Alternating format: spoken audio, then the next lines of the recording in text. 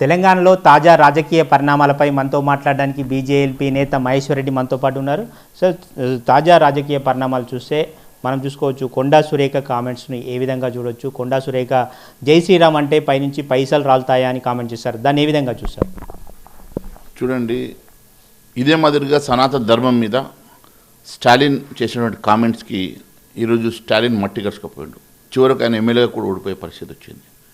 ఇదే మాదిరిగా మమతా బెనర్జీ కూడా సనాతన ధర్మము జై శ్రీరామ్ అంటే క్రిమినల్స్ అన్నది. ఈరోజు ఆమె ఎమ్మెల్యేగా ఓడిపోయింది. రాష్ట్ర ప్రజలు బుద్ధి చెప్పి మట్టి కరుచుకపోయారు. ఇదే మాదిరిగా హిందూగాళ్ళు బొందుగాళ్ళు అన్నటువంటి కేసీఆర్ కూడా ఈరోజు ప్రజలు బుద్ధి చెప్పి ఈరోజు ఫామ్ హౌస్కి పరిమితమయ్యాడు. అదే మాదిరిగా కేటీఆర్ జై శ్రీరామ్ అంటే తిండి పెడుతుందా అన్నాడు. వీళ్ళందరూ కనుమెరుగైపోయారు. అదే మాదిరిగా ఈరోజు కాంగ్రెస్ పార్టీలో కొండా సురేఖ కానీ కొంతమంది నాయకులు ఈ రకమైనటువంటి అవహేళనగా చేసి సనాతన ధర్మాన్ని అవహేళన చేస్తే వాళ్ళు మట్టి గరుచుకపోవడమే కాదు, ప్రజలు బుద్ధి చెప్తారు. వీళ్ళందరికీ ఏ రకంగా బుద్ధి చెప్పినరో ఈరోజు కాంగ్రెస్ పార్టీ కూడా పతనానికి నాంది. మరి ఈ రకంగా వారు మాట్లాడుతున్నారంటే తప్పకుండా ప్రజలు బుద్ధి చెప్తారు, వాళ్ళు కనుమరుగైపోతారు. ప్రధాని మోడీ పర్యటనను అభివృద్ధి కోణంలో చూడాలా, లేదంటే రాజకీయ కోణం ఏదైనా ఉంటుందా, ప్రాధాన్యత ఏమైనా ఉంటుందా? నరేంద్ర మోడీ గారి పర్యటన అన్ని కోణాలు కూడా చూడాల్సిన పరిస్థితి ఉన్నది. ఎందుకంటే జనరల్గా వారు ఏ రోజు కూడా అభివృద్ధి విషయంలో ఈరోజు కాంగ్రెస్ ప్రభుత్వం ఉన్నదా ఇతర ప్రభుత్వాలు ఉన్నాయని చూడకుండా 7,000 కోట్ల రూపాయల అభివృద్ధి కార్యక్రమానికి శంకుస్థాపన చేయడానికి వస్తున్నారంటే ఎలాంటి ముందస్తు హామీలు ఇవ్వకుండా మేనిఫెస్టోలో పెట్టకుండా అభివృద్ధి ధ్యేయంగా భారతదేశంలో అన్ని ప్రాంతాల్లో అభివృద్ధి జరగాలన్నటువంటి ఉద్దేశంతో వారు అన్ని ప్రాంతాలకు సమన్యాయం చేయాలన్న ఉద్దేశంతో వారు ఇక్కడ కూడా 7,000 కోట్ల రూపాయల అభివృద్ధి కార్యక్రమాలు చేపట్టడమే కాదు, గతంలో కూడా మీరు చూస్తే నేను అనేక సార్లు చెప్పిన అసెంబ్లీలో ఈ 12 సంవత్సరాల్లో తెలంగాణ రాష్ట్రానికి 15 లక్షల కోట్ల రూపాయలు అభివృద్ధి కోసం ఇచ్చినటువంటి ఏకైక ప్రభుత్వము నరేంద్ర మోడీ గారి ప్రభుత్వం అని గతంలో కూడా చెప్పాను. డెవల్యూషన్ ఆఫ్ ఫండ్స్ మరి కాంగ్రెస్ ప్రభుత్వము కేంద్రంలో ఉన్నప్పుడు ఈ తెలంగాణ రాష్ట్రానికి 32% వస్తుండే, కానీ ఇప్పుడు 80% డెవల్యూషన్ ఆఫ్ ఫండ్స్ ఇచ్చినటువంటి మరి ప్రభుత్వం ఏదైనా ఉందంటే అది భారతీయ జనతా పార్టీ నరేంద్ర మోడీ గారి ప్రభుత్వం అని చెప్పి తెలియజేస్తా ఉన్నాను. ఈ రకంగా అభివృద్ధి అంశం లోపల ఎక్కడ కూడా రాజీ పడకుండా తెలంగాణ రాష్ట్రానికి ప్రత్యేకమైనటువంటి నిధులు ఇస్తున్నటువంటి నరేంద్ర మోడీ గారు ఈరోజు 5 రాష్ట్ర ఎన్నికల తర్వాత వెస్ట్ బెంగాల్ లాంటి రాష్ట్రంలో విజయకేతనం ఎగరేసి నేరుగా తెలంగాణ రాష్ట్రానికి వస్తున్నారంటే ఖచ్చితంగా దీంట్లో రాజకీయ కోణం కూడా ఉంటుంది.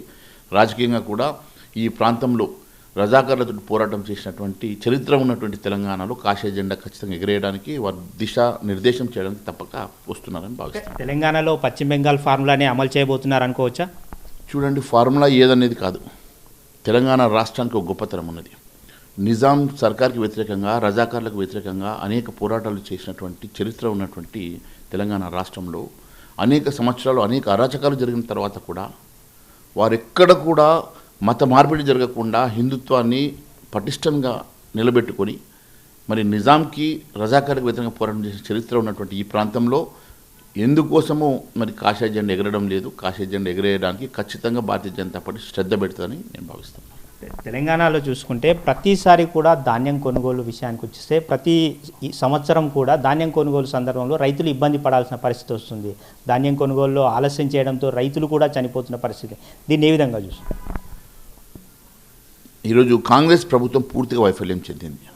కాంగ్రెస్ ప్రభుత్వం అనేక హామీలు ఇచ్చి అన్నిటికీ గిట్టుబాటు ధరిస్తాం, కొనుగోలు కేంద్రాలు అత్యధికంగా పెట్టి మేము రైతులను ఆదుకుంటామని చెప్పి ఒకవైపు రైతు భరోసా ఇవ్వడం లేదు, మరొక వైపు ఈరోజు ధాన్య కొనుగోలు విషయం లోపల గిట్టుబాటు ధర ఇవ్వలేకపోతూ ఉన్నారు. అదే మాదిరిగా ఈరోజు కొనుగోలు కేంద్రాల్లో ఇప్పటికే 7 అక్కడ కొనుగోలు కేంద్రాల్లో చనిపోయిన రైతులంటే ఎంత బాధాకరమైనటువంటి మరి పరిస్థితి ఉన్నదో ఒకసారి మీరు ఆలోచన చేయాలి. ఎందుకంటే ఈరోజు నేను చెప్తా ఉన్నాను, అనేక సార్లు నేను అసెంబ్లీలో మాట్లాడాను, అనేక వేదికల మీద మాట్లాడాను, ముఖ్యమంత్రి గారికి బహిరంగ లేఖలు కూడా రాశాను. ఈరోజు కూడా నేను చెప్తా ఉన్నాను, రైతులను ఆదుకోండి.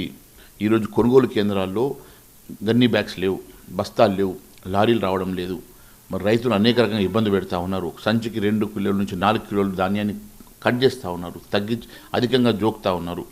అదే కాకుండా మీరు చూసినట్లయితే ఈరోజు ఉన్నటువంటి పరిస్థితి తెలంగాణ రాష్ట్రంలో ఎక్కడ లేనటువంటి పరిస్థితి తెలంగాణ రాష్ట్రంలో ఈరోజు కొనుగోలు కేంద్రంలో మాయిశ్చర్ పేరు మీద ప్లస్ రకరకాల రైతుల్ని ఇబ్బంది పెడుతూ రైతుల్ని మరి లాస్ట్ వరకు వాళ్ళని వెయిట్ చేయించి వర్షాలు పడంగానే రైతు ప్యానిక్ అయిపోతాడు. ప్యానిక్ అయిన తర్వాత వాళ్ళు 5 కిలోలు 6 కిలోలు 7 కిలోలు ఎంత అంటే అంత వాళ్ళను బ్లాక్మెయిల్ చేసి కొనుగోలు చేసేటువంటి పరిస్థితి ఉంది.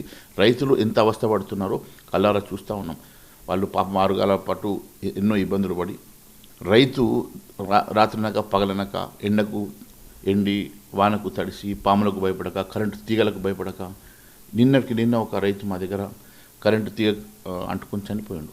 వాళ్ళు రాత్రిపూట మరి మోటార్ వేయడానికి లేనుకు వెళ్తారు, ఒకరు పాముకు చనిపోతారు, ఒకళ్ళు రకరకాల ఇబ్బందులు మనం చూస్తున్నాం. మరి ఇంతటి దారుణంగా వాళ్ళు ఎంతో కష్టపడి పండించిన పంట కూడా అమ్ముకునేటువంటి దుస్థితి ఈరోజు తెలంగాణ రాష్ట్రంలో ఉన్నదంటే ఇంతకన్నా దయనీయమైనటువంటి పరిస్థితి ఏముంటుంది? రైతులను ఆదుకోకుండా ఏ ప్రభుత్వం అన్నా కాలగర్భంలో కలిసిపోయినాయి. కాబట్టి రైతుల్ని ఆదుకోవాలని చెప్పి డిమాండ్ చేస్తూ ఉన్నాం, రైతుల్ని కాపాడాలని డిమాండ్ చేస్తూ ఉన్నాం, రైతులకు గిట్టుబాటు ధర ఇవ్వాలని, వెంటనే కొనుగోలు కేంద్రాలను ఎక్స్పెడైట్ చేయాలని, మరి నిస్వార్థంగా అక్కడ ఉన్నటువంటి అధికారుల పర్యవేక్షణలో మరి అక్కడ ఉన్నటువంటి మరి రైతుల కేంద్రాలలో కొనుగోలుని ఎక్స్పెడైట్ చేసి గన్నీ బ్యాగ్స్ ఇచ్చి లారీల్ని అక్కడ ప్రొవైడ్ చేసి మీరు దానిని గోడంలో పెట్టుకుంటారా, మీరు అమ్ముకుంటారా, ఎక్స్పోర్ట్ చేసుకుంటారా, మాకు సంబంధం లేదు. కానీ మీరు ఇచ్చినటువంటి హామీ ప్రకారము కొనుగోలు కేంద్రాల్లో వెంటనే రైతులకు కొనుగోలు చేయాలా. ఇప్పుడు జొన్నల కొనుగోలు కేంద్రాలు ఇంకా మొదలు కాలేదు, అదే మాదిరిగా శనగల కొనుగోలు కేంద్రాలు ఇంకా మొదలు కాలేదు. ఒకవైపు మరి వడ్లయితే ఎక్కడికక్కడ వచ్చి వాళ్ళు అక్కడ మరి డంప్ చేస్తూ ఉంటే ఇప్పటి వరకు కొనుగోలు కేంద్రాల్లో మరి ఉత్తర తెలంగాణలో నేను పర్యటన చేసినా మొన్న, మరి ఎక్కడ కూడా అక్కడ కొనుగోలు కేంద్రాల్లో ఇంకా వాళ్ళు స్టార్ట్ చేయలేదు.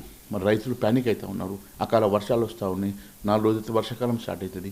ఎందుకోసమో ఈ రకంగా ఈ ప్రభుత్వము రైతు వ్యతిరేక విధానాన్ని అమలు చేస్తూ ఉన్నదో మరి నాకు అర్థం కావడం. నిన్న కూడా నేను మరి సివిల్ సప్లైస్ మంత్రి గారికి మాట్లాడి ఎందుకు ఇట్లా డిలే చేస్తూ ఉన్నారు, ఎందుకు గన్నీ బ్యాగ్స్ ప్రొవైడ్ చేస్తలేరు, మరి ఇట్లా చేయకుంటే మేము పెద్ద ఎత్తున ధర్నా చేయాల్సి వస్తుందని చెప్పి నిన్న కూడా నేను మాట్లాడడం జరిగింది.